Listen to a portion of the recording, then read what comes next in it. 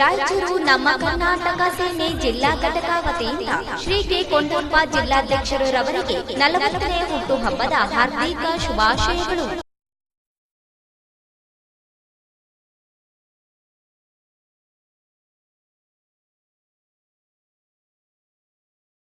ನಮಸ್ಕಾರ, ಎಸ್18 ವಾರ್ತೆಗಳಿಗೆ ಸ್ವಾಗತ. ನಾನು ಕವಿತಾ. ಮೊದಲಿಗೆ ಹೆಡ್ಲೈನ್ಸ್. ಪ್ರಜಾಧ್ವನಿ ಸಮಾವೇಶ. ರೇವಣ್ಣ ಘಟನೆಯಿಂದ ಪ್ರಧಾನಿ ಮೋದಿ, ಅಮಿತ್ ಶಾ ಮಹಿಳೆಯರ ಕ್ಷಮೆ ಕೇಳಲಿ, ರಾಹುಲ್ ಗಾಂಧಿ.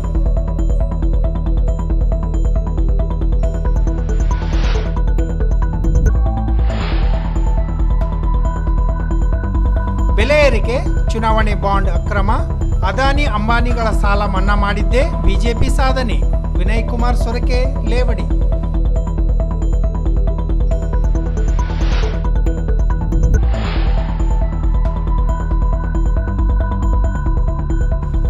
ಸ್ಥಳೀಯರ ಮೀಸಲಾತಿ ಕಸಿದುಕೊಂಡ ಕಾಂಗ್ರೆಸ್ ಸೋಲಿಸಿ, ಕಾಂಗ್ರೆಸ್ನಿಂದ ಶೋಷಿತ ಸಮುದಾಯಗಳಿಗೆ ಅನ್ಯಾಯ, ಹನುಮಂತಪ್ಪ ಆಲ್ಕೋಡ್.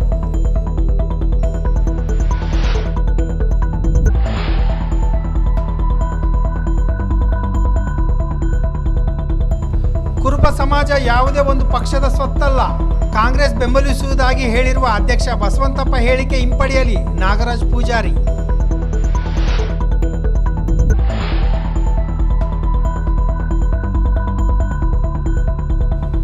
ಲೋಕಸಭಾ ಚುನಾವಣೆ ಹಿನ್ನೆಲೆಯಲ್ಲಿ ವಿದ್ಯಾರ್ಥಿಗಳಿಂದ ಮತದಾನ ಜಾಗೃತಿ ಜಾಥಾ.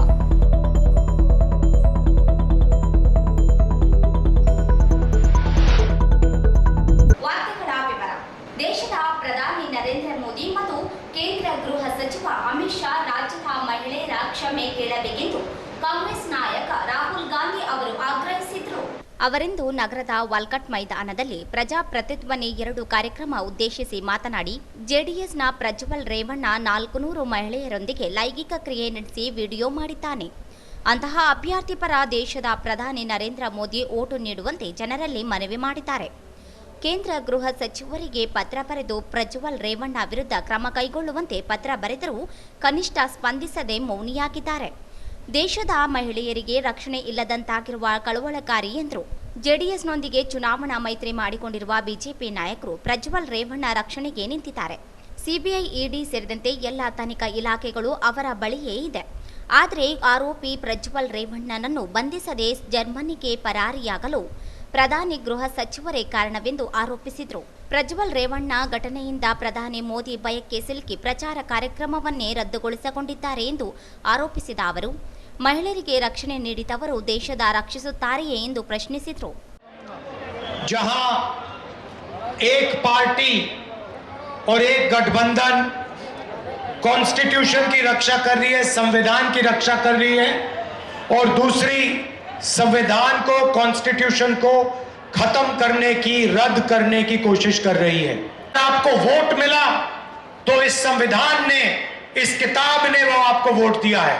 किसानों को सिंचाई का पानी, हरी क्रांति, सफेद क्रांति, इंफ्रास्ट्रक्चर, ये सारे के सारे चीज ये इस किताब ने आपको दिए हैं. हमने अपने मैनिफेस्टो में सबसे क्रांतिकारी काम करना है. ಆದ್ರಿಂದ ನಾವು ನಮ್ಮ ಪ್ರಣಾಳಿಕೆಯಲ್ಲಿ ಅತ್ಯಂತ ಕ್ರಾಂತಿಕರವಾದಂತಹ ಒಂದು ಕೆಲಸನ ನಾವಿತ್ತು ಮಾಡಬೇಕಾಗಿದೆ. जिसको हम जाति जनगणना मतलब गिनती कहते हैं. ಇದನ್ನ ನಾವು ಸಮೀಕ್ಷೆ ಮಾಡಿ ಜಾತಿ ಜನಗಣತಿನ ನಾವು ಮಾಡ್ತೀವಿ ಅಂತ ನಮ್ಮ ಪ್ರಣಾಳಿಕೆಯಲ್ಲಿ ನಾವು ಹೇಳ್ತಾ ಇದೀವಿ. और देश में असली राजनीति उसी दिन शुरू होगी जब जाति जनगणना का रिजल्ट आपके हाथ में होगा. ಇವತ್ತು ಈ ದೇಶದಲ್ಲಿ ನಿಜವಾದಂತ ರಾಜಕಾರಣ ಯಾವತ್ತು ಪ್ರಾರಂಭ ಆಗುತ್ತಂತಂದ್ರೆ ನಿಮ್ಮ ಕೈಗಳಿಗೆ ಜಾತಿ ಗಣತಿಯ ಒಂದು ಪತ್ರ ಯಾವಾಗ ಸಿಗುತ್ತೆ ಆವತ್ತು ನಿಜವಾದಂತ ರಾಜಕಾರಣ ಈ ದೇಶದಲ್ಲಿ ಪ್ರಾರಂಭ ಆಗುತ್ತೆ. और आपकी सच्ची शक्ति के बारे में आपको साफ पता लग जाएगा. ये मैं आपको आज एक चिट्ठी दिखाना चाहता हूं. ಇವತ್ತು ನಾನು ನಿಮಗೊಂದು ಪತ್ರನ ತೋರ್ಸಕ್ ಬಯಸ್ತೀನಿ. ये एक चिट्ठी बीजेपी के नेता ने हिंदुस्तान के होम मिनिस्टर को भेजी थी. होम मिनिस्टर को चिट्ठी भेजी है और उस चिट्ठी में इस व्यक्ति ने साफ बोला है कि प्रज्वल रेवन्ना महिलाओं का बलात्कार कर रहा है, रेप कर रहा है. जो हिंदुस्तान की लाखों महिलाओं के साथ हुआ है। ये काम इस प्रज्वल रवन्ना ने 400 महिलाओं के साथ किया है। 400 महिलाओं का रेप किया है और वीडियो बनाया है। ये व्यक्ति होम मिनिस्टर को चिट्ठी लिखता है और कहता है कि प्रज्वल रवन्ना महिलाओं के साथ अत्याचार कर रहा है, मोलेस्टेशन कर रहा है, रेप कर रहा है। होम मिनिस्टर कुछ नहीं कहते। हिंदुस्तान के प्रधानमंत्री ऐसे स्टेज पे आते हैं और प्रज्वल रवन्ना के लिए वोट मांगते हैं। ಲೋಕಸಭಾ ಚುನಾವಣೆ ಸಂವಿಧಾನ ನಾಶ ಮಾಡುವವರು ಮತ್ತು ರಕ್ಷಣೆ ಮಾಡುವವರ ಮಧ್ಯೆ ನಡೆಯುತ್ತಿದೆ. ದೇಶಕ್ಕೆ ಕಾಂಗ್ರೆಸ್ ಪಕ್ಷ ಸಂವಿಧಾನವನ್ನು ನೀಡಿದರೆ ಬಿಜೆಪಿಯವರು ಸಂವಿಧಾನವನ್ನೇ ಬದಲಿಸುತ್ತೇವೆ ಎಂದು ಹೇಳುತ್ತಿದ್ದಾರೆ. ದಲಿತರು, ಆದಿವಾಸಿಗಳು, ಹಿಂದುಳಿದ ವರ್ಗಗಳಿಗೆ ಅವಕಾಶವನ್ನು ಕಿತ್ತುಕೊಳ್ಳುತ್ತಲಿದ್ದಾರೆ. ನೀಡುವ ಮತ ಸಂವಿಧಾನ ಉಳಿಸಲು ಸಹಕಾರಿಯಾಗಬೇಕಿದೆ ಎಂದರು. ಬಿಜೆಪಿ ರಾಷ್ಟ್ರೀಯ ಅಧ್ಯಕ್ಷ ನಡ್ಡಾ ಪ್ರಚಾರ ಭಾಷಣದಲ್ಲಿ ಸಮಾನತೆ ಕೇಳುವವರು ನಕ್ಸಲರು ಎಂದು ಹೇಳುತ್ತಾರೆ. ಹಕ್ಕು ಹೇಳಿದರೆ ಮಾವೋವಾದಿಗಳು ಎನ್ನುತ್ತಾರೆ. ಆದರೂ ಪ್ರಧಾನಿ ಮೋದಿ ಮಾತನಾಡುತ್ತಿಲ್ಲ, ಮೌನಿಯಾಗಿದ್ದಾರೆ ಎಂದು ಟೀಕಿಸಿದರು. ದೇಶದ 22 ಜನ ಬಂಡವಾಳಶಾಹಿಗಳ ಪರವಾಗಿ ಕೆಲಸ ಮಾಡುತ್ತಿದೆ. 16 ಲಕ್ಷ ಕೋಟಿ ಕೋಟ್ಯಾಧಿಪತಿಗಳ ಸಾಲ ಮನ್ನಾ ಮಾಡಿರುವ ಮೋದಿ ಸರ್ಕಾರ 22 ಜನರಿಗೆ ದೇಶ ಸಂಪತ್ತು ಮಾರಾಟ ಮಾಡಲು ಹೊರಟಿದೆ. ಸಂವಿಧಾನ ಮೇಲೆ ಅವರಿಗೆ ನಂಬಿಕೆ ಇಲ್ಲ. ಆ ಕಾರಣಕ್ಕಾಗಿ ಬಂದರು, ವಿಮಾನ ನಿಲ್ದಾಣ, ರಸ್ತೆ ಎಲ್ಲವೂ ಮಾರಾಟ ಮಾಡಲಾಗಿದೆ. ಸಂವಿಧಾನವನ್ನು ರದ್ದುಗೊಳಿಸುವ ಮೂಲಕ ಮೀಸಲಾತಿಯನ್ನು ರದ್ದುಗೊಳಿಸಲು ಬಿಜೆಪಿ ಹೊರಟಿದೆ. 15% ದಲಿತರು, 50% ಹಿಂದುಳಿದ ವರ್ಗದವರು, 15% ಅಲ್ಪಸಂಖ್ಯಾತರು ಸೇರಿ 90 ಜನರಿಗೆ ಯಾವುದೇ ಸೌಕರ್ಯ ಸೌಲಭ್ಯಗಳಿಲ್ಲ.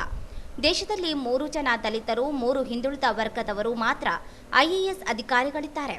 ಜಿಎಸ್ಟಿ ಸೇರಿದಂತೆ ಕರಗಳ ಮೂಲಕ ಸಂಗ್ರಹವಾಗುವ ಹಣ ಕೆಲವರ ಜೇಬು ಸೇರಲು ಮೋದಿ ಸರ್ಕಾರ ಮುಂದಾಗಿದೆ. ರೋಗ ಬಂದು ಖಾಸಗಿ ಆಸ್ಪತ್ರೆ ಸೇರಿದ್ರು ಅವರಿಗೆ ಹಣ, ಕೂಲಿ ಕೆಲಸ ಮಾಡಿದ್ರು ಅವರಿಗೆ ಹಣ ಸೇರುವಂತೆ ಖಾಸಗೀಕರಣ ಮಾಡಲಾಗಿದೆ. ದೇಶ ಸೈನಿಕರ ಸೌಲಭ್ಯಗಳನ್ನು ಕಿತ್ತುಕೊಳ್ಳಲಾಗಿದೆ. ಪಿಂಚಣಿ, ಕ್ಯಾಂಟೀನ್ ಸೇರಿದಂತೆ ಯಾವುದೇ ವ್ಯವಸ್ಥೆ ನೀಡದೆ ಅಗ್ನಿವೀರರ ಹೆಸರಿನಲ್ಲಿ ಸೇನೆಗೆ ನೇಮಿಸಿಕೊಂಡು ಸೌಲಭ್ಯ ಕಿತ್ತುಕೊಂಡಿದ್ದಾರೆ. ಕಾಂಗ್ರೆಸ್ ಸರ್ಕಾರ ಬೆಂಬಲಿಸಿದರೆ ಪ್ರತಿ ಮಹಿಳೆಗೆ ವರ್ಷ 1 ಲಕ್ಷ ರೂಪಾಯಿ ನೇರ ಖಾತೆ ಗಾಟಾಫಟ್ ಹಣ ಹಾಕಲಾಗುತ್ತದೆ. ಜಾತಿ ಗಣತಿ ನಡೆಸಿ ಯಾವ ಜಾತಿ ಜನಸಂಖ್ಯೆ ಹಕ್ಕು ಎಷ್ಟು ಎಂಬುದು ಬಹಿರಂಗಪಡಿಸಲಾಗುತ್ತದೆ. ಯಾವ ಜಾತಿಯರು ಹೆಚ್ಚು ಸೌಲಭ್ಯ ಪಡೆದಿದ್ದಾರೆ ಎಂಬುದು ತಿಳಿಯಲಿದೆ ಎಂದರು. कर्नाटक की माताओं बहनों से, हिंदुस्तान की माताओं बहनों से पूछना चाहता हूं, आपके प्रधानमंत्री इस व्यक्ति की क्यों रक्षा कर रहे हैं? इस व्यक्ति को राजनीति में क्यों आगे बढ़ा रहे हैं? इस व्यक्ति के लिए क्यों वोट मांग रहे हैं? प्रधानमंत्री ने हिंदुस्तान की हर महिला का अपमान किया है. जब उनको यह मालूम था, अमित शाह को मालूम था होम मिनिस्टर है, तब इस व्यक्ति को जर्मनी जाने दिया. सारी एजेंसीज हैं हाथ में, CBI, customs department, immigration department, ED, सारा हाथ में है. प्रधानमंत्री को मालूम था 1 सेकंड में इसको अरेस्ट करा सकते हैं, मगर नहीं किया, भागने दिया. प्रधानमंत्री कर्नाटक आने से डर गए, सारी मीटिंग कैंसिल कर दी, सारी की सारी मीटिंग कैंसिल कर दी, भाग गए. कर्नाटका की महिलाएं जानती हैं कि आपने प्रज्वल रवन्ना की रक्षा की क्योंकि आप सत्ता चाहते थे, आप अलायंस चाहते थे. तो ये जवाब प्रधानमंत्री को देने चाहिए. आप सबका दिल से बहुत बहुत धन्यवाद. ಮಹಿಳೆಯರಿಗಾಗಿ 3-4 ಯೋಜನೆ ಜಾರಿಗೊಳಿಸುತ್ತೇವೆ. ಅಂಗನವಾಡಿ ಆಶಾ ಕಾರ್ಯಕರ್ತರ ಗೌರವಧನ ಹೆಚ್ಚಳ, ಉದ್ಯೋಗ ಖಾತ್ರಿ ಕೂಲಿ ಹಣ ಹೆಚ್ಚಳ ಮಾಡುವುದಕ್ಕೆ ಭರವಸೆ ನೀಡಿದರು. ಜನರು ಬಣ್ಣದ ಮಾತಿಗೆ ಮಾರು ಹೋಗದೆ ಬದಲಾವಣೆ ತರುವವರಿಗೆ ಮಾತ್ರ ಮತ ನೀಡಬೇಕೆಂದು ಮನವಿ ಮಾಡಿದರು. ಕಾರ್ಯಕ್ರಮವನ್ನುದ್ದೇಶಿಸಿ ಪ್ರಚಾರ ಸಮಿತಿ ಅಧ್ಯಕ್ಷ ವಿನಾಯಕ ಸೊರಕೆ, ವಿಧಾನ ಪರಿಷತ್ ಮಾಜಿ ಸದಸ್ಯ ತೇಜಸ್ವಿನಿ ರಮೇಶ್, ತನ್ವೀರ್ ಸೇಠ್ ಮಾತನಾಡಿದರು. ವೇದಿಕೆಯಲ್ಲಿ ಎಐಸಿಸಿ ಕಾರ್ಯದರ್ಶಿ ಕೆಸಿ ವೇಣುಗೋಪಾಲ, ಕೆಪಿಸಿಸಿ ಕಾರ್ಯಾಧ್ಯಕ್ಷ ಎ ವಸಂತಕುಮಾರ, ಜಿಲ್ಲಾಧ್ಯಕ್ಷ ಬಸವರಾಜ ಪಾಟೀಲ್ ಇಟಗಿ, ಶಾಸಕರುಗಳಾದ ಹಂಪನಗೌಡ ಬಾದರ್ಲಿ, ಹಂಪಯ್ಯ ನಾಯಕ್, ಬಸನಗೌಡ ದದ್ದಲ್, ಬಸನಗೌಡ ತುರುವಿಯಾಳ, ವಿಧಾನ ಪರಿಷತ್ ಸದಸ್ಯ ಶರಣಗೌಡ ಬಯ್ಯಾಪುರು, ಮಾಜಿ ಶಾಸಕ ಡಿಎಸ್ ಹುಲಿಗೇರಿ, ಪಾಮಯ್ಯ ಮುರಾರಿ, ಆರ್ಡಿಎ ಅಧ್ಯಕ್ಷ ರಾಜಶೇಖರ ರಾಮಸ್ವಾಮಿ, ರಾಮಣ್ಣ ಇರಬಗೇರ, ಬಸನಗೌಡ ಬಾದರ್ಲಿ, ಸೈಯದ್ ಯಾಸೀನ್, ಅಮರೇಗೌಡ ಹಂಚನಾಳ, ರುದ್ರಪ್ಪ ಅಂಗಡಿ ಸೇರಿದಂತೆ ಅನೇಕರಿದ್ದರು. ಸ್ವಾಗತವನ್ನು ಸಣ್ಣ ನೀರಾವರಿ ಸಚಿವ ಎನ್ಎಸ್ ಬೋಸರಾಜು ಅವರು ನಿರ್ವಹಿಸಿದರು. ನಗರಸಭೆ ಹಿರಿಯ ಸದಸ್ಯ ಜಯಣ್ಣ ಕಾರ್ಯಕ್ರಮ ನಿರೂಪಿಸಿದರು. ಸಾವಿರಾರು ಸಂಖ್ಯೆಯಲ್ಲಿ ಕಾರ್ಯಕರ್ತರು, ಸಾರ್ವಜನಿಕರು ಭಾಗವಹಿಸಿದರು. ದೇಶದಲ್ಲಿ 10 ವರ್ಷ ಆಡಳಿತ ನಡೆಸಿದ ಬಿಜೆಪಿ ನೇತೃತ್ವದ ಎನ್ಡಿಎ ಸರ್ಕಾರ ಬೆಲೆ ಏರಿಕೆ, ಜಿಎಸ್ಟಿ, ಚುನಾವಣೆ ಬಾಂಡ್ ಹೆಸರಿನಲ್ಲಿ ಲೂಟಿ ಮಾಡಿದ್ದೇ ಸಾಧನೆ ಎಂದು ಕೆಪಿಸಿಸಿ ಪ್ರಚಾರ ಸಮಿತಿ ಅಧ್ಯಕ್ಷ ವಿನಯ್ ಕುಮಾರ್ ಸೊರಕೆ ಅವರು ಟೀಕಿಸಿದರು. ಅವರಿಂದು ನಗರದ ಜಿಲ್ಲಾ ಕಾಂಗ್ರೆಸ್ ಕಚೇರಿಯಲ್ಲಿ ಸುದ್ದಿಗೋಷ್ಠಿಯಲ್ಲಿ ಮಾತನಾಡಿ, ರೈತ ಸಾಲ ಮನ್ನಾ ಮಾಡೋಕೆ ಹಣವಿಲ್ಲ, ಆದರೆ ಅದಾನಿ ಅಂಬಾನಿ ಸಾಲ ಮನ್ನಾ ಮಾಡಲು ಹಣ ಇದೆ.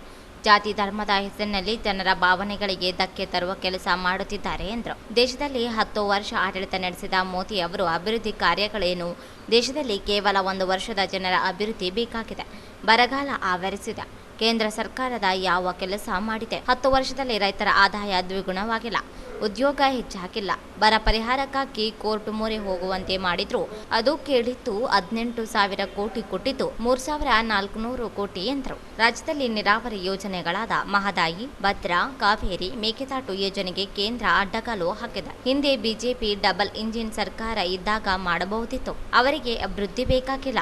ಸಂವಿಧಾನ ವಿರೋಧಿ ಹೇಳಿಕೆ, ಬದಲಾವಣೆ, ಪ್ರಜಾಪ್ರಭುತ್ವ ವ್ಯವಸ್ಥೆಯಲ್ಲಿ ಜನರ ಭಾವನೆಗಳ ಧಕ್ಕೆಯಾಗುವಂತೆ ಮಾಡಿದ್ದಾರೆ. ರಾಜ್ಯದಲ್ಲಿ ಅಧಿಕಾರಕ್ಕೆ ಬರುವ ಮುನ್ನ 5 ಗ್ಯಾರಂಟಿ ನೀಡಿದ್ದು ಜಾರಿಗೊಳಿಸಿದೆ.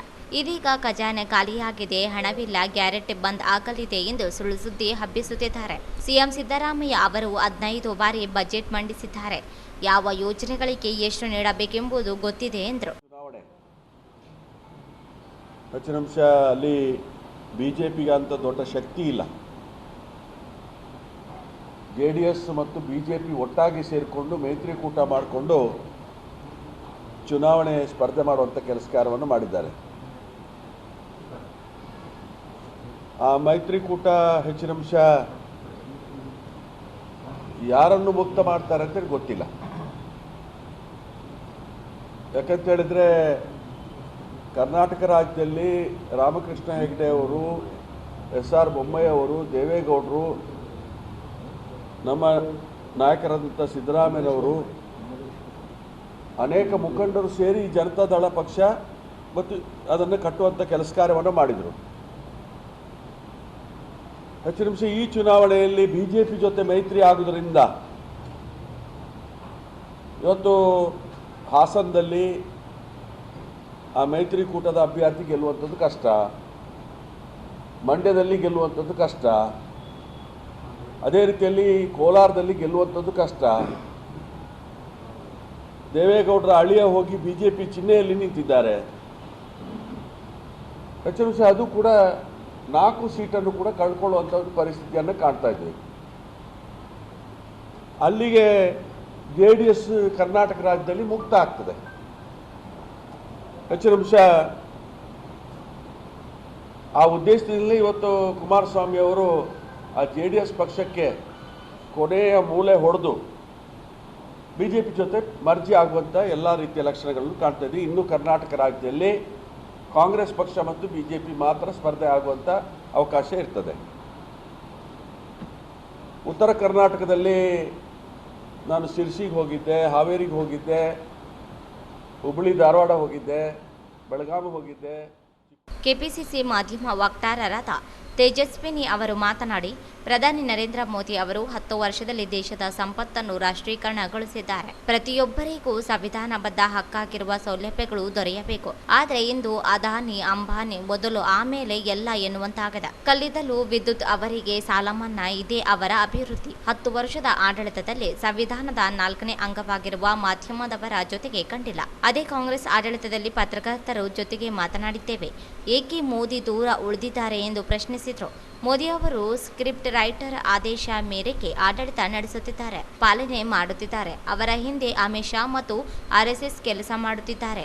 ಪ್ರಧಾನಿಯಾಗುವ ಮುಂದೆ ಗುಜರಾತ್ ಅನ್ನು ಮುಗಿಸಿ ಬಂದಿದ್ದಾರೆ. ಮಾತಿಗೆ ಮೊದಲು ಗುಜರಾತ್ ಮಾಡೆಲ್ ಎಂದು ಹೇಳುವ ಪ್ರಧಾನಿ ಗುಜರಾತ್ನಲ್ಲಾದ ಅಭಿವೃದ್ಧಿ ಜನರಿಗೆ ಹೇಳುವ ಬದಲಿಗೆ ತೋರಿಸಲಿ ಎಂದರು. 3,000 ಅಶ್ಲೀಲ ವಿಡಿಯೋ ಪೋರ್ನ್ ಮಾಡಬೇಕಾದ್ರೆ ಯಾಕೆ ಈ ದೇಶದ ಹೋಮ್ ಮಿನಿಸ್ಟರ್ಗೆ ಗೊತ್ತಾಗಲ್ವಾ? ಆ ತೇಜಸ್ವಿ ಸೂರ್ಯ ಫ್ಲೈಟ್ ಒಳಗೆ ಕೂತ್ಕೋತಾನ, ಬಾಗ್ಲ ಕಿತ್ತಾಕ್ತಾನ. ಆ ಪ್ರತಾಪ್ ಸಿಂಹ ಪಾರ್ಲಿಮೆಂಟ್ ಅಟ್ಯಾಕ್ಗೆ ಪಾಸ್ ಕೊಡ್ತಾನೆ. ಬ್ರದರ್ ನೀವೇ ಹೇಳಿ, ರಾಜೀವ್ ಗಾಂಧಿ ಹತ್ಯೆದು ನಾವು ಪತ್ರಕರ್ತರು, ನಾವ್ ಯಾರಿಗೂ ಸೇರಿದವರಲ್ಲ, ಹೌದಾ? ಒಂದೇ ಸಲ ಟ್ರಯಲ್ ಮಾಡಕ್ಕಾಗತ್ತೇನು? ಪಾರ್ಲಿಮೆಂಟ್ ಒಳಗಡೆಗೆ ಹೋಗಿ ಒಂದೇ ಸಲ ಅವನ ಮೇಲೆಯಿಂದ ನಾಚಿಕೆ ಆಗ್ಬೇಕು ಇವರಿಗೆ. ಒಂದು ಸೊಳ್ಳೆ ಕೂಡ ಬರಕ್ಕಾಗಲ್ಲ ಅಂದ್ರು. ಪಾರ್ಲಿಮೆಂಟ್ ಒಳಗಡೆ ಹೋಗಿ ಅವನು ಜಿಗಿದು ಒಳ್ಳೆ ಸ್ಪೈಡರ್ ಮ್ಯಾನ್ ತರ ಹೋಗಿ ಅದು ವಿಷದ ಬ್ಯಾಂಬ್ ಆಗಿ 20 ಜನ ಸತ್ತಿದ್ರು. ಅವಾಗ ಏನ್ ಹೇಳ್ತಿದ್ರು ಇವರು? ಆ ಕೊಟ್ಟವನು ಯಾರಾದ್ರೂ ಸಾಬರಾಗಿದ್ದಿದ್ರೆ ಅವರನ್ನು ಸಸ್ಪೆಂಡ್ ಮಾಡ್ರಪ್ಪ, ತನಿಖೆ ಆಗೋ ತನಕ. ಅಂದ್ರೆ ಒಬ್ಬ MP ಅನ್ನ ಸಸ್ಪೆಂಡ್ ಮಾಡದೆ 140 ಜನ ಸಸ್ಪೆಂಡ್ ಮಾಡ್ತಾರೆ. ಇದು ಪ್ರಜಾಪ್ರಭುತ್ವದ ಮಾಡೆಲ್ ಅಂತೆ. ಇದು ನಡೆಯೋದಿಲ್ಲ. ಇವೆಲ್ಲ ಇಂಥವ್ರು ತುಂಬಾ ಜನ, ಇಂಥ ಹಿಟ್ಲರ್ಗಳು ತುಂಬಾ ಜನ ಬಂದು ಹೋಗಿ ಆಯ್ತು. ಪ್ರಜಾಪ್ರಭುತ್ವ ಉಳಿದಿರ್ತಕ್ಕಂಥ ಜನರಲ್ಲಿ ಏಕಲವ್ಯನ ಬೆರಳು ಕೇಳಿದವರು ಈ ಪುರೋಹಿತ ಶಾಹಿಗಳು. ಮೋದಿ ಅವರು ಬರೀ ಮುಖ ಮಾತ್ರ. Modi controlled prime minister. Modi ಅವರ ಸ್ಕ್ರಿಪ್ಟ್ ಬೇರೆಯವರು ಬರೆಯೋದು. ಮೋದಿ ಅವರ ಅಭಿನಯ ಚಕ್ರವರ್ತಿಯ ಇದು ಈ ದೇಶದಲ್ಲಿ ನಡೆಯೋದಿಲ್ಲ. ಎಲ್ಲದಕ್ಕೊಂದು ಮಿತಿ ಇರುತ್ತೆ. ಮುಕ್ತ ಆರ್ಥಿಕತೆ ನೀತಿ ತಂದಿದ್ದು ಗ್ಲೋಬಲ್ ಒಂದು ಇದನ್ನು ಮಾಡಿದ್ದು PV ನರಸಿಂಹರಾವ್, ಕಾಂಗ್ರೆಸ್ ಪ್ರಧಾನಿಗಳು. ಮನಮೋಹನ್ ಸಿಂಗ್ ಅವರು ಒಬ್ಬ ಶ್ರೇಷ್ಠ ಆರ್ಥಿಕ ತಜ್ಞ. ಎಷ್ಟು ದುಃಖ ಆಗುತ್ತೆ. ದೇಶಕ್ಕೋಸ್ಕರ ತ್ಯಾಗ ಬಲಿದಾನ ಮಾಡಿದ್ದ ಕಾಂಗ್ರೆಸ್ ಅನ್ನ ಮಾತಾಡಕ್ ಬಿಡೋದಿಲ್ಲ.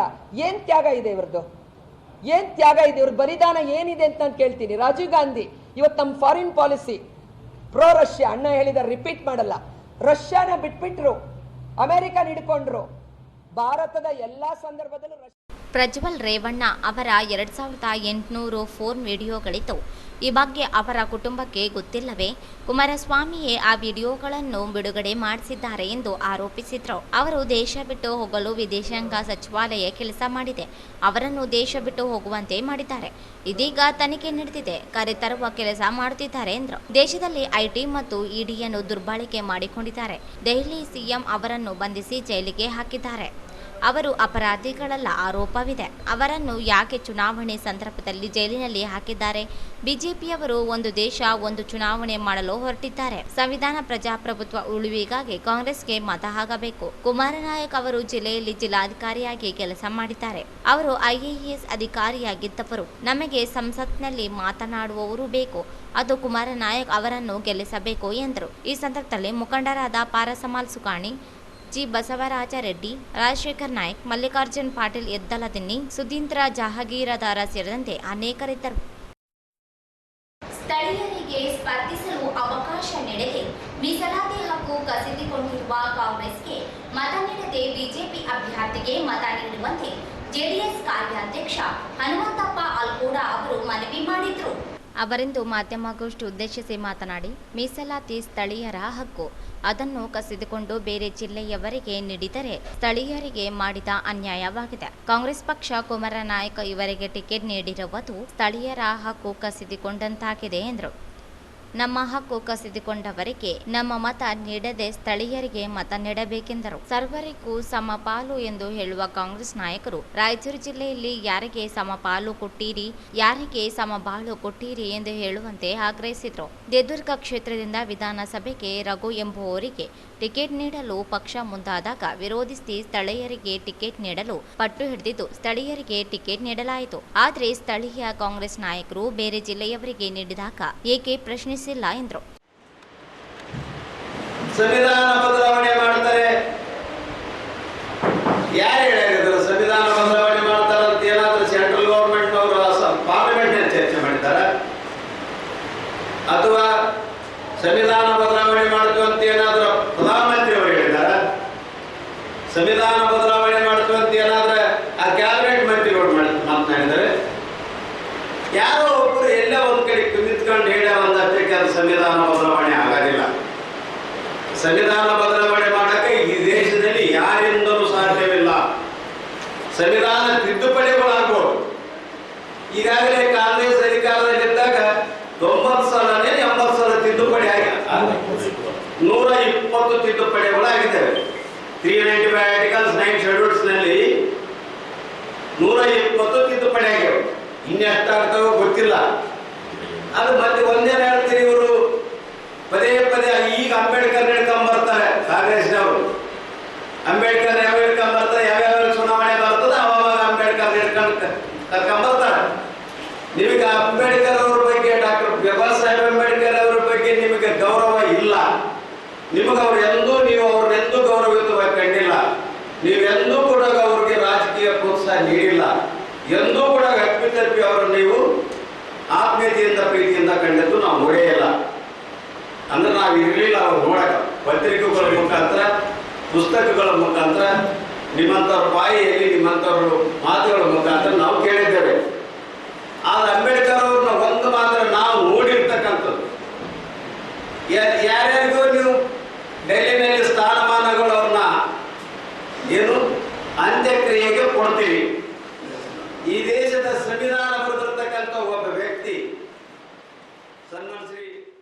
ಕಾಂಗ್ರೆಸ್ ನಾಯಕರೆಲ್ಲರೂ ಬೇರೆ ಜಿಲ್ಲೆಯವರಿಗೆ ಬೆಂಬಲಿಸುವುದು ಸ್ಥಳೀಯರ ಹಕ್ಕು ಕಸಿದುಕೊಂಡಂತೆ ಎಂದರು. ಕಾಂಗ್ರೆಸ್ ಪಕ್ಷ ಮೊದಲಿನಿಂದಲೂ ದಲಿತ ವಿರೋಧಿಯಾಗಿ ನಡೆದುಕೊಂಡು ಬಂದಿದೆ. ದೇಶಕ್ಕೆ ಸಂವಿಧಾನ ನೀಡಿ ಡಾಕ್ಟರ್ ಬಿ.ಆರ್. ಅಂಬೇಡ್ಕರ್ ಅವರನ್ನು 2 ಬಾರಿ ಸೋಲಿಗೆ ಕಾರಣವಾದ ಕಾಂಗ್ರೆಸ್ ಸಂವಿಧಾನ ರಕ್ಷಿಸುವುದಾಗಿ ಹೇಳುತ್ತಿದೆ. ಬಿಜೆಪಿಯವರು ಅಧಿಕಾರಕ್ಕೆ ಬಂದರೆ ಸಂವಿಧಾನವನ್ನೇ ಬದಲಿಸಿ ಬಿಡುತ್ತಾರೆ ಎಂದು ಅಪಪ್ರಚಾರ ಮಾಡುತ್ತಿದ್ದಾರೆ.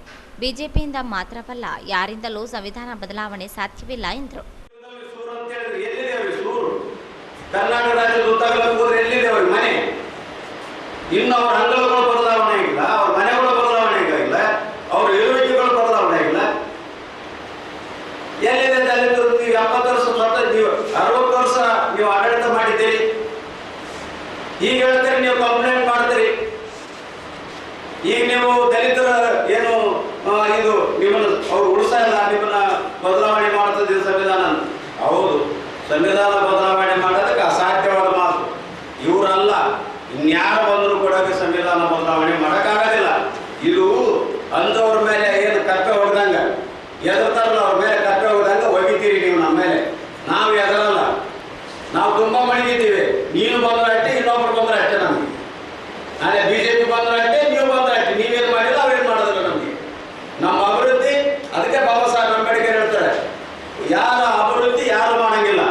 ಯಾರಾದ್ರೂ ಅಭಿವೃದ್ಧಿ ನಿಮ್ಮನ್ನು ಮಾಡ್ತಾರಂತ ಹೇಳಿದ್ರೆ ಅವರು ಬಹಳ ದೊಡ್ಡ ಜೀವಿಕಾಚಾರಗಳು. ಅಭಿವೃದ್ಧಿ ನಮ್ಮನ್ನು ಮಾಡ್ತಾರಂತ ಏನಾದ್ರೂ ನೀವು ನಂಬಿದ್ರೆ ನಿಮ್ಮಂತ ಮೂರ್ಖರೇ ಯಾರಿಲ್ಲ ಅಂತ ಹೇಳ್ತಾರೆ ಅಂಬೇಡ್ಕರ್. ನಿಮ್ಮ ಅಭಿವೃದ್ಧಿ ನಿಮ್ಮ ಕೈಯಲ್ಲಿದೆ, ನೀವು ಜಾಗೃತರಾದಾಗ ಮಾತ್ರ ನಿಮ್ಮ ಅಭಿವೃದ್ಧಿ ಆಗ್ತದೆ ಅಂತಕ್ಕಂಥದ್ದು ಡಾಕ್ಟರ್ ಬಾಬಾ ಸಾಹೇಬ್ ಅಂಬೇಡ್ಕರ್ ಅವರು ಹೇಳ್ತಾರೆ. ಯಾರು ನಮ್ಮನ್ನು ಅಭಿವೃದ್ಧಿ ಮಾಡಂಗಿಲ್ಲ. ಅಂಬೇಡ್ಕರ್ ಹೇಳಿದ ಮಾತು ಹೇಳಿದೆ. ಅಂಬೇಡ್ಕರ್ ಏನ್ ಹೇಳ್ತಾರ, ನಿಮ್ಮ ಅಭಿವೃದ್ಧಿ ನಿಮ್ಮ ಕೈಯಲ್ಲೇ ಇದೆ. ನಿಮ್ಮನ್ನ ಆಳ್ಕೊಡೋಂಥವ್ರು ಬಂದಾಗಲಿ, ಯಾವುದೇ ಪಕ್ಷ ಬಂದಾಗಲಿ ನಿಮ್ಮನ್ನ ಅಭಿವೃದ್ಧಿ ಮಾಡ್ತಾರಂತ ಏನಾದ್ರು ತಿಳ್ಕೊಂಡಿದ್ರೆ ದೊಡ್ಡ ತಪ್ಪು. ನಿಮ್ಮ ಅಭಿವೃದ್ಧಿ ನಿಮ್ಮ ಕೈಯಲ್ಲೇ ಇದೆ, ನೀವು ಜಾಗೃತರಾದಾಗ ಮಾತ್ರ ಸಾಧ್ಯ ಅಂತಕ್ಕಂಥ ಮಾತು ಹೇಳ್ಯಾರ ಅಂತ ಹೇಳ್ತೀನಿ. ಯಾರಿಗೆ ಮಾಡಂಗಿಲ್ಲ, ನಮ್ಮ ಪರವಾಗಿ ಯಾರು ಅದು ನಾನು ಹೇಳೋದಲ್ಲ ಸರ್. ಸಂವಿಧಾನದವ್ರು ಏನಂತ ಹೇಳ್ತಾರೆ ಅಂದ್ರೆ, by the people, for the people, of the people. ಯಾರು ನಿಮ್ಮಗೋಸ್ಕರ ಇದೆ, ಯಾರು ನನಗೋಸ್ಕರ, ನನ್ನಿಂದ ನನಗಾಗಿ ನನಗೋಸ್ಕರ. ಜೆಡಿಎಸ್ ಜಿಲ್ಲಾಧ್ಯಕ್ಷ ಎಂ ವಿರೂಪಾಕ್ಷಿ ಅವರು ಮಾತನಾಡಿ, ಕಾಂಗ್ರೆಸ್ ಪಕ್ಷದ ಅಭ್ಯರ್ಥಿಯಾಗಿರುವ ಕುಮಾರ ನಾಯಕ್ ಜಿಲ್ಲಾಧಿಕಾರಿಯಾಗಿದ್ದಾಗಲೇ ಒಪೆಕ್ ಆಸ್ಪತ್ರೆ ಖಾಸಗಿಯವರಿಗೆ ನೀಡಿದ್ರು. ಕೆಪಿಎಸಿ ಎಂಡಿಯಾದಾಗ ವೈಟಿಪಿಎಸ್ ಖಾಸಗಿಯವರಿಗೆ ಕೊಟ್ಟರು. ಇಂದಿಗೂ ಭೂ ಸಂತ್ರಸ್ತರಿಗೆ ಉದ್ಯೋಗ ಕೊಡಲು ಆಗಿಲ್ಲ. ಜಿಲ್ಲೆಗೆ ಅವರ ಕೊಡುಗೆ ಶೂನ್ಯವಾಗಿದೆ. ಜಿಲ್ಲೆಯ ಜನತೆ ಅನ್ಯಾಯ ಮಾಡಿದವರಿಗೆ ಜಿಲ್ಲೆಯ ಜನತೆ ಓಟು ಹಾಕಬಾರದು ಎಂದರು. ಇದನ್ನು ನಾವು ಹೇಳ್ತಾ ಇದ್ದೀವಿ. ಇನ್ನೊಂದು ಕ್ಷೇತ್ರಕ್ಕೆ ಇನ್ನೊಂದು ಮೀಸಲು ಕ್ಷೇತ್ರ ಇದೆ. ನಾವು ಪ್ರತಿನಿಧಿ ಇದನ್ನೇ ಮಾತಾಡ್ತಾ ಇದ್ದೀವಿ ಸರ್. ನಾವು ಇದನ್ನೇ ಮಾತಾಡ್ತೇವೆ. ನಮಗೆ ಎಲ್ಲಿ ಮೀಸಲಿದೆ ಅದು ಕೊಡಬೇಕು. ಜೊತೆಗೆ ಕುಮಾರ್ ನಾಯಕ್ ಅವರು ಕೇಳಿದ್ರಿ, ಅವರು ಏನು ಕೊಡುಗೆ ಇಲ್ಲ ಅಂತ ಹೇಳಿ. ಕುಮಾರ್ ನಾಯಕರ ಜೊತೆಯಲ್ಲಿ ಹಲವಾರು ಪ್ರತಿಭಟನೆಗಳು ಮಾಡಿದ್ರು. DC ಇದ್ದಾಗ 3.5 ವರ್ಷ DC ಇದ್ರು, 4 ವರ್ಷ MD ಆಗಿದ್ರು, ಸುಮಾರು 12 ವರ್ಷ ರಾಯಚೂರು ಉಸ್ತುವಾರಿ ಕಾರ್ಯದರ್ಶಿಗಳಾಗಿದ್ರು. DC ಇದ್ದಾಗ ಒಪೆಕ್ ಆಸ್ಪತ್ರೆ ಸರ್ಕಾರದಿಂದ ನಡೆಸ್ತಕ್ಕಂಥ ಒಪೆಕ್ ಆಸ್ಪತ್ರೆಯನ್ನ ಖಾಸಗೀಕರಣ ಅಪೂರ್ವ ಕಂಪನಿ ಕೊಟ್ಟ. MD ಇದ್ದಾಗ ಸರ್ಕಾರದ ಹಣದಲ್ಲಿ ನಿರ್ಮಾಣ ಮಾಡಿರ್ತಕ್ಕಂಥ YTPS ನ ಖಾಸಗಿಗಳ ಮ್ಯಾಕ್ಸೋ ಕಂಪನಿಗೆ ಒಂದು ಕೊಟ್ಬಿಟ್ಟ. ಇದು ಅವರು ಇಲ್ಲಿರ್ತಕ್ಕಂಥ YTPS ಗೆ ಭೂಮಿ ಕಳ್ಕೊಂಡಿರ್ತಕ್ಕಂಥ ಭೂ ಸಂತ್ರಸ್ತರು ಇದುವರೆಗೆ ತಾನು DC ಇದ್ದಾಗ ಇದುವರೆಗೆ ಕೂಡ ಮನೆಗಳ ಪತ್ರ ಕೊಟ್ಟರು. ಮೊನ್ನೆವರೆಗೆ ಆತ MD ಇದ್ದಾಗ ಮನೆ ಪತ್ರ ಕೊಟ್ಟರು, ಕಾರ್ಯದರ್ಶಿಗಳಿದ್ದಾಗ ಮನೆ ಪತ್ರ ಕೊಟ್ಟರು. ಒಬ್ಬರಿಗಲ್ಲಿ ಭೂ ಸಂತ್ರಸ್ತರಿಗೆ ಸಹಾಯ ಮಾಡಲಿಲ್ಲ. ಇದು ಅವರ ಕೊಡುಗೆ. ಈಗ ಹಿಂದಿನ ಜಿಲ್ಲಾಧಿಕಾರಿಗಳಿದ್ರು, ರತ್ನಪ್ರಭ ಇದ್ರು, ಯಾವುದೋ ಒಪ್ಪಕ್ಕೆ ಆಸ್ಪತ್ರೆಯನ್ನ ಅಯ್ಯಮ್ಮ ಎಲ್ಲಿಂದ ತಂದು ಆಯಿಲ್ ಬಿಸ್ನೆಸ್ ಅವರಿಂದ ತಂದು ಮಾಡಿದಾರೆ ಅಂತಕ್ಕಂಥದ್ದು ಒಂದು ಅಶೋಕ್ ಗವಾಯಿ ಒಂದು ಕಾನೂನು ಮಾಡಿದ್ದಾರೆ.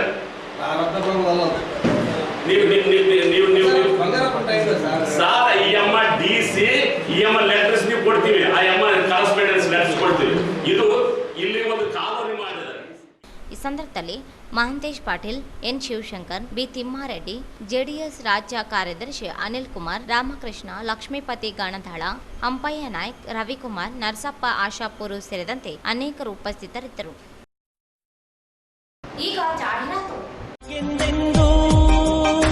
ನಾಯಕ ನೀನೇ, ದಕ್ಷಿಣ ಧ್ರುವದ ಧ್ರುವ ತಾರೆಯು ನೀನೇ, ನಮಗೆಂದೆಂದು ನಾಯಕ ನೀನೇ, ದಕ್ಷಿಣ ಧ್ರುವದ ತಾರೆಯು ನೀನೇ, ಅಭಿಮಾನಿ ಬಳಗದ ಹೃದಯವು ನೀನೇ, ಅಂತ್ಯ ಕಾಣದ ಆಗಸ ನೀನೇ. ಸಿರಿಗನ್ನಡಂ ಗೆಲ್ಗೆ ಜೈ ಭುವನೇಶ್ವರಿ, ಸಿರಿಗನ್ನಡಂ ಬಾಲ್ಗೆ. ರಾಯಚೂರು ನಮ್ಮ ಕರ್ನಾಟಕ ಸೇನೆ ಜಿಲ್ಲಾ ಘಟಕ ವತಿಯಿಂದ ಶ್ರೀ ಕೆ ಕೊಂಡಪ್ಪ ಜಿಲ್ಲಾಧ್ಯಕ್ಷರು ರವರಿಗೆ 40ನೇ ಹುಟ್ಟುಹಬ್ಬದ ಹಾರ್ದಿಕ ಶುಭಾಶಯಗಳು. ಶುಭಾಶಯ ಕೋರುವವರು ಬಸವರಾಜ ಪಡುಕೋಟೆ, ರಾಜ್ಯಾಧ್ಯಕ್ಷರು ನಮ್ಮ ಕರ್ನಾಟಕ ಸೇನೆ, ಮತ್ತು ಮಹೇಶ್ ಪಾಟೀಲ್, ಜಿಲ್ಲಾ ಉಪಾಧ್ಯಕ್ಷರು ನಮ್ಮ ಕರ್ನಾಟಕ ಸೇನೆ ರಾಯಚೂರು. ದಿನಾಂಕ 3/5/2024 ಸಂಜೆ 5 ಗಂಟೆಗೆ ಶ್ರೀ ಕೆ ಕೊಂಡಪ್ಪರವರ ಹುಟ್ಟುಹಬ್ಬವನ್ನು ಆಚರಿಸಲಾಗುವುದು. ಸ್ಥಳ ಲಲಿತಾ ಮಿತ್ರ ಆಶ್ರಮ, ಆಶಾಪುರ ರಸ್ತೆ, ರಾಯಚೂರು.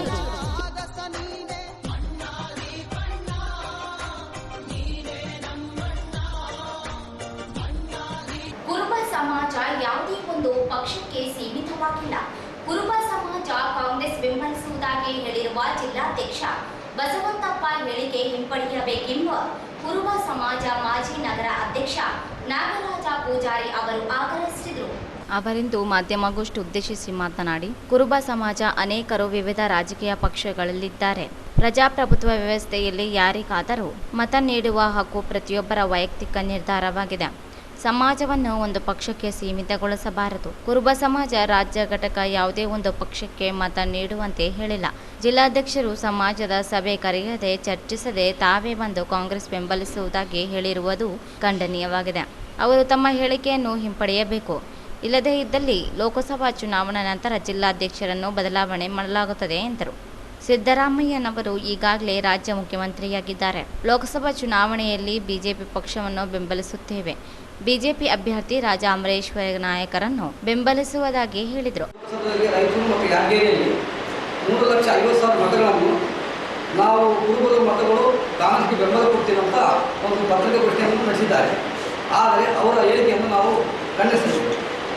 ಯಾಕೆಂದರೆ ಇವತ್ತು ರಾಯಚೂರಲ್ಲಿ ಪ್ರಜಾಪ್ರಭುತ್ವ, ಭಾರತದ ಸಂವಿಧಾನದಲ್ಲಿ ಪ್ರಜಾಪ್ರಭುತ್ವ ಇರೋದ್ರಿಂದ ಪ್ರತಿಯೊಬ್ಬ ಮತ ಹಕ್ಕನ್ನು ಅವರವರಿಗೆ ಬಿಟ್ಟಿರ್ತೀವಿ. ನಾವು ಗುತ್ತಿಗೆ ಕೊಡುವಂಥ ಆಧಾರ ಯಾವುದು ಇರೋಂಗಿಲ್ಲ. ಆದರೆ ಅವ್ರು ಏನು ಮಾಡ್ಯಾರ, ತಮ್ಮ ಜಿಲ್ಲಾ ಅಧ್ಯಕ್ಷ ಕುರುಬ ಸಮಾಜದ ಜಿಲ್ಲಾಧ್ಯಕ್ಷ ದಿನವೂ ಸ್ವಂತ ನಿರ್ಣಯದಿಂದ ಕೆಲವರು ನಮ್ಮ ಸಮಾಜದ ಮುಖಂಡರು ಕೂಡಿ ಒಂದು ನಿರ್ಣಯ, ನಮ್ಮ ಸಮಾಜಕ್ಕೆ ಪೂರ್ವವಾಗಿ ಸಭೆ ಕರೆಯಲಾಗದೆ ತಾವು ಸ್ವಂತ ನಿರ್ಧಾರದಿಂದ ಪತ್ರಿಕಾಗೋಷ್ಠಿಯನ್ನು ಹೇಳಿದ್ದನ್ನೇ ನಾವು ನೋಡಿದ್ವಿ.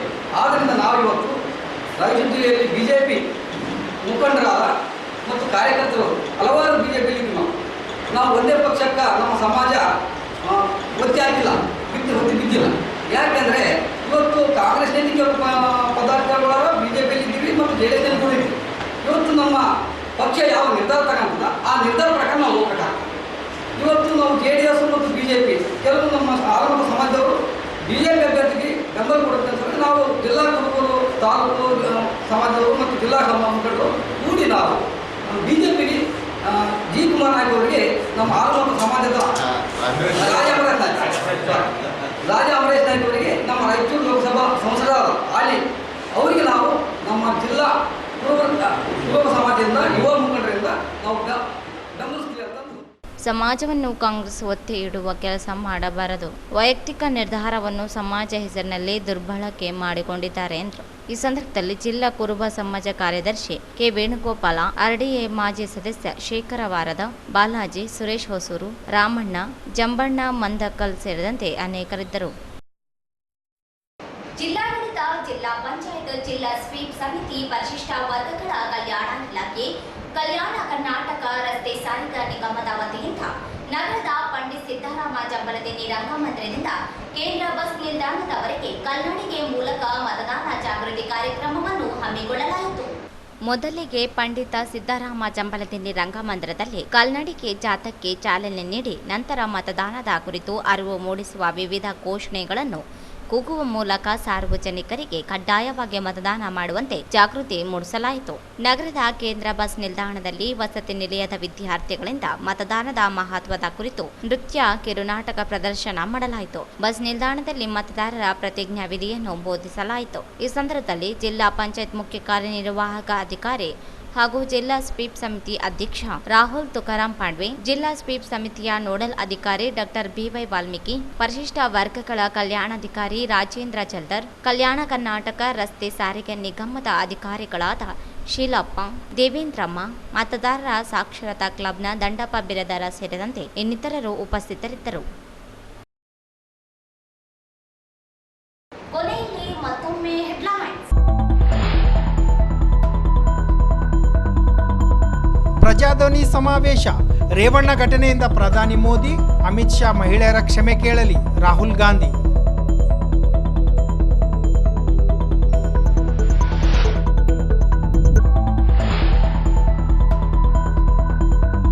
ಬೆಲೆ ಏರಿಕೆ, ಚುನಾವಣೆ ಬಾಂಡ್ ಅಕ್ರಮ, ಅದಾನಿ ಅಂಬಾನಿಗಳ ಸಾಲ ಮನ್ನಾ ಮಾಡಿದ್ದೇ ಬಿಜೆಪಿ ಸಾಧನೆ, ವಿನಯ್ ಕುಮಾರ್ ಸೊರಕೆ, ಲೇವಡಿ.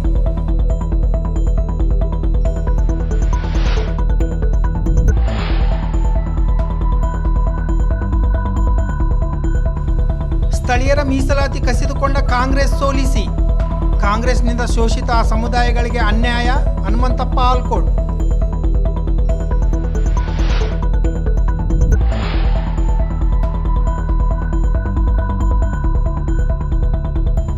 ಕುರುಬ ಸಮಾಜ ಯಾವುದೇ ಒಂದು ಪಕ್ಷದ ಸ್ವತ್ತಲ್ಲ, ಕಾಂಗ್ರೆಸ್ ಬೆಂಬಲಿಸುವುದಾಗಿ ಹೇಳಿರುವ ಅಧ್ಯಕ್ಷ ಬಸವಂತಪ್ಪ ಹೇಳಿಕೆ ಹಿಂಪಡೆಯಲಿ, ನಾಗರಾಜ್ ಪೂಜಾರಿ.